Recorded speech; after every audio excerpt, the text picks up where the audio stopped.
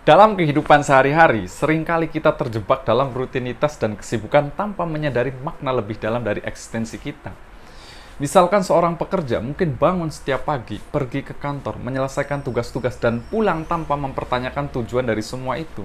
Atau bahkan seorang mahasiswa mungkin hanya fokus menyelesaikan tugas kuliahnya untuk mendapatkan nilai tanpa berpikir lebih jauh tentang apa yang sebenarnya dia cari dalam pendidikan. Begitu juga banyak sekali orang yang menghindari memikirkan kematian, seolah-olah itu bukan bagian yang penting dalam kehidupan mereka. Kehidupan seperti ini yang terjebak dalam rutinitas dan tuntunan sosial seringkali membuat kita kehilangan kesadaran tentang makna eksistensi kita di dunia ini. Kita menjalani hidup secara mekanis tanpa refleksi mendalam tentang siapa kita, apa yang kita pedulikan, dan bagaimana kita harus menjalani kehidupan dengan penuh makna. Inilah latar belakang mengapa fenomenologi Martin Heidegger menjadi penting untuk dipahami.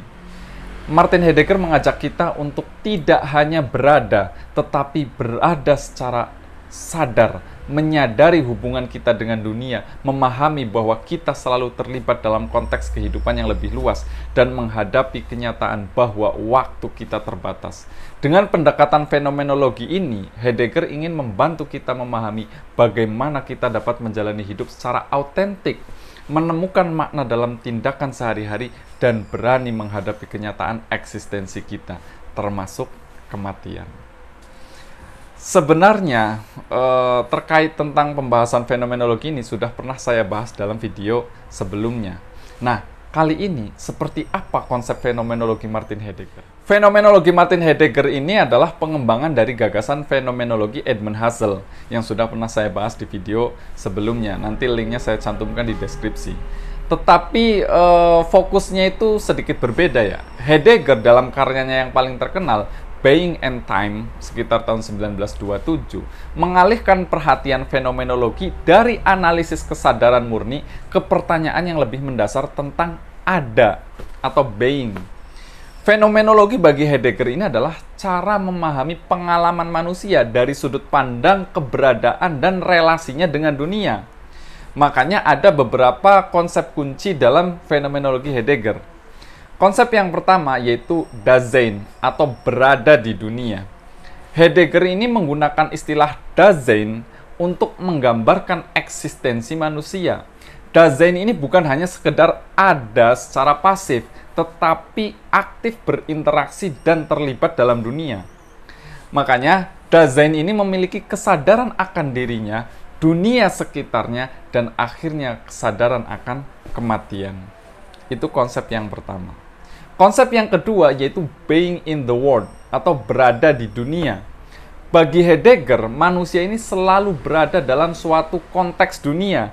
Eksistensi manusia itu tidak dapat dipahami secara terpisah atau sebagai sesuatu yang terpisah dari dunia.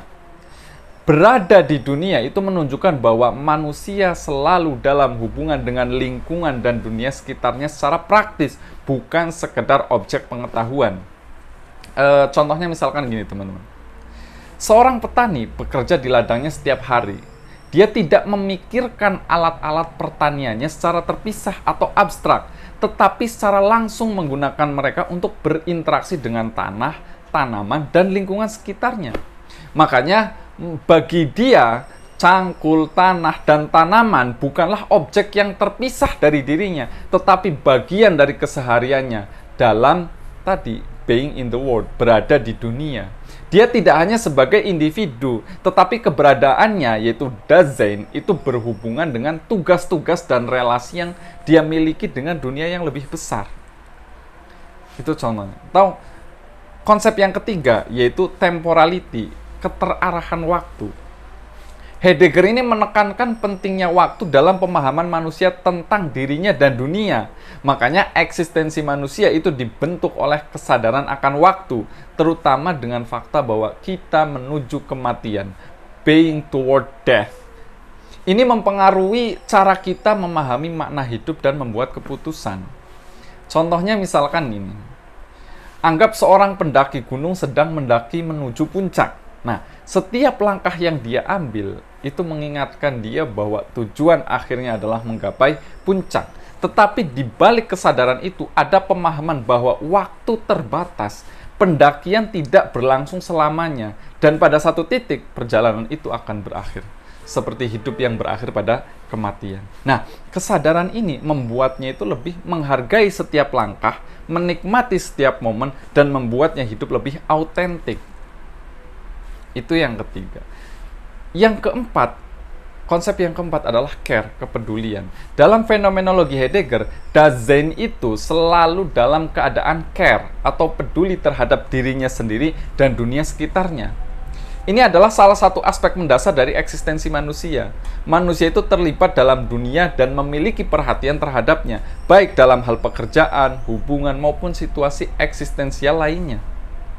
Dan konsep yang terakhir yaitu authenticity dan inauthenticity, atau keaslian dan ketidakaslian.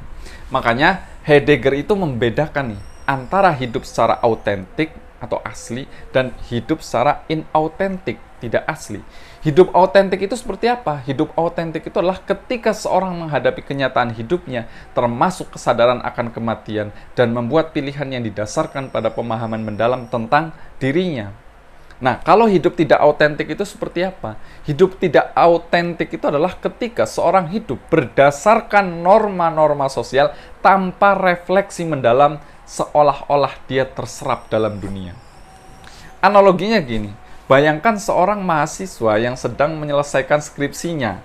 Ketika dia menulis hanya demi menyelesaikan tugas agar lulus, dia mungkin terjebak dalam inauthenticity. Dia hanya mengikuti tuntutan luar, nilai, jadwal, atau harapan orang lain. Tetapi jika dia menyadari bahwa tugas tersebut adalah bagian dari jalan hidupnya untuk mencari makna dan memahami sesuatu yang dia pedulikan secara mendalam, maka dia sebenarnya sedang menjalani hidup secara autentik. Dia peduli terhadap topik skripsinya bukan hanya karena kewajiban, tetapi karena itu merupakan bagian dari pertanyaan yang lebih besar tentang siapa dirinya dan apa yang ingin dia pelajari dari dunia ini. Makanya, fokus utama Heidegger ini adalah fenomenologi Heidegger itu lebih menekankan pada pemahaman keberadaan manusia dan relasinya dengan dunia, bukan hanya deskripsi dari pengalaman kesadaran sebagaimana yang dilakukan oleh Edmund Husserl. Makanya dengan pendekatan ini, Heidegger ini ingin mengungkapkan pertanyaan filosofis yang paling mendasar, yaitu apa itu keberadaan? Bagaimana manusia itu memahami keberadaannya di dunia ini? Heidegger ini berusaha untuk menggali pengalaman eksistensial manusia melalui cara manusia mengada di dunia ini, termasuk bagaimana mereka berinteraksi dengan benda-benda, lingkungan, orang lain, dan bahkan dengan kematian. Fenomenologi Martin Heidegger ini memberikan kita cara baru untuk memahami diri sendiri dan dunia di sekitar kita ya. Di tengah rutinitas dan kesibukan yang sering kali membuat kita lupa pada mana hidup yang lebih dalam, pemikiran Heidegger ini mengajak kita untuk kembali memeriksa eksistensi kita dengan lebih kritis dan reflektif. Konsep seperti Dasein mengingatkan kita bahwa kita tidak hanya hidup di dunia, tetapi selalu berada dalam relasi dengan dunia itu sendiri, dengan segala benda, orang, dan situasi yang kita temui setiap hari. Lebih dari sekedar menjalani hidup, Heidegger ini menekankan pentingnya hidup secara autentik, di mana kita tidak hanya mengikuti tuntutan luar atau rutinitas tanpa makna, melainkan sadar dan peduli terhadap apa yang kita lakukan dan apa yang kita hadapi, termasuk kesadaran akan kematian yang tidak bisa dihindari. Dengan menghadapi kenyataan eksistensi ini secara utuh, kita dapat meraih hidup yang lebih bermakna, di mana setiap tindakan kita hanya dipengaruhi oleh dunia luar, tetapi juga berasal dari pemahaman yang mendalam tentang diri kita dan apa yang benar-benar penting bagi diri kita. Nah, akhirnya pemikiran Heidegger ini membuka ruang bagi kita untuk hidup lebih bijaksana dan penuh kesadaran. Bukan hanya ada, tetapi hadir di dunia ini dengan cara yang lebih autentik, berani mengambil keputusan yang mencerminkan siapa diri kita sebenarnya dan menghargai waktu yang kita miliki. Pada titik inilah kita bisa menjalani kehidupan dengan makna yang sejati, tidak hanya sekedar ada, tetapi benar-benar hidup. Nah, kalau kalian mempertanyakan kepada diri sendiri, apakah diri kalian sudah autentik atau masih inautentik? Tulis di kolom komentar.